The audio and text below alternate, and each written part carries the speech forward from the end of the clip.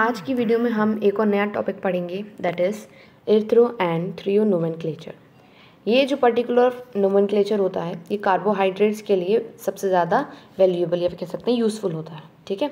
और इसके पहले एक बात ध्यान रखिए, जितने नंबर ऑफ कार्बन एटम्स बढ़ते हैं उतने number of stereo carbon centres बढ़ते हैं, जिसकी वजह से नंबर ऑफ स्टीरियो आइसोमर्स बढ़ते हैं, ठीक है ना।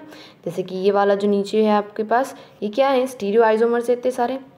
और number of possible stereo isomers आप कैसे निकालते हो, n²। ये मैंने आपको पिछली वीडियोस में भी बताया है, ठीक है ना। नंबर ऑफ पॉसिबल आइसोमर्स कैसे निकालते हैं हम, n² फॉर्मूला से।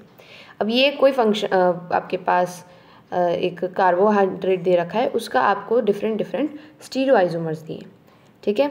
ये वाला जो है मैंने आपको इससे पिछली वाली वीडियो में या और पिछली वाली वीडियो में आपको इनैंशियोमर समझाया था, ठीक है। मुझे उम्मीद है कि आपको अच्छी समझ में आ गया होगा वो। एक और बताती हूँ मैं इनैंशियोमर्स क्या होते हैं। जब इनैंशियोमर्स आपके वो होते हैं जो एक मॉलिक्यूल या एक स्ट्रक्चर को अगर हम दूसरे पे रख दें तो वो नॉन सुपर इम्पोजेबल है। तो ऐसे स्टीरियो आइसोमर्स कैसे होते हैं आपके इनैंशियोमर्स, ठीक है, they are non super imposable.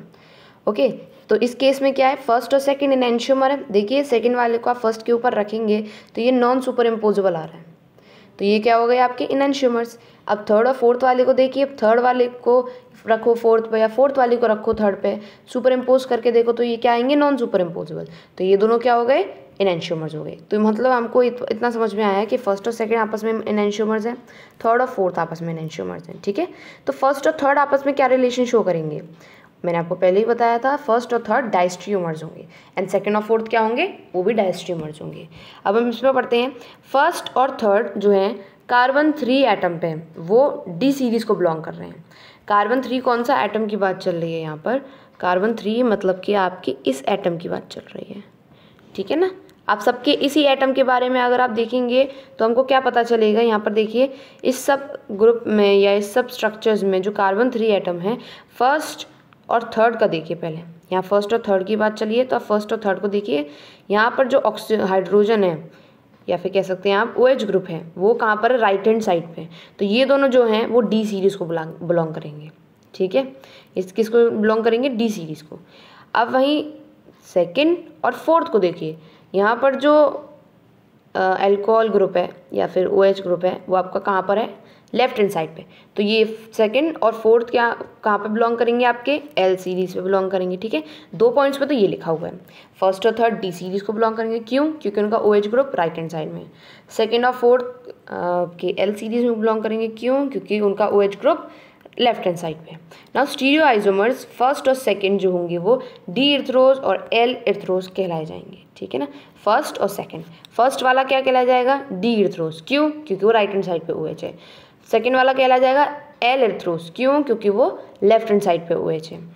Now stereo isomer third and fourth are called D threose and D threo L threose. अब इसी केस में अगर हम इधर देखें तो थर्ड वाला हमारा OH group right hand side में तो क्या कहा जाएगा, डी थ्रियोज, और अगर फोर्थ वाले में लेफ्ट हैंड साइड में तो क्या कहा जाएगा, L threose. Is it clear.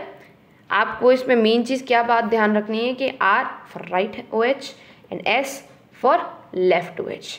जब भी लेफ्ट हैंड साइड पे OH आता है तो उसको L सीरीज़ कहते हैं, जब भी, जिसको हम लीवर रोटेटरी हमने पहले एक्सप्लेन किया था आपको। और जब भी राइट हैंड साइड पे OH आता है तो उसको हम क्या कहते हैं, डी सीरीज़, मतलब कि डेक्स्ट्रो रोटेटरी।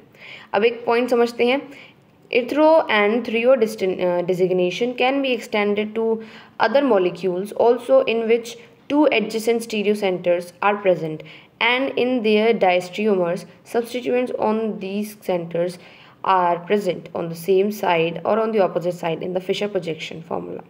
मतलब कि जो थ्रियोज और इर्थ्रियोज डेजिग्नेशन है वो आपका जो डिफरेंट मॉलिक्यूल्स में पाया जाता है, वो आप अगर कोई अलग अलग डायस्ट्रीमर्स भी होंगे तो आप उनमें भी पहचान सकते हो, ठीक है, डिपेंडिंग अपॉन कि वो सेम साइड पे OH है या फिर डिफरेंट साइड पे OH है, ठीक है।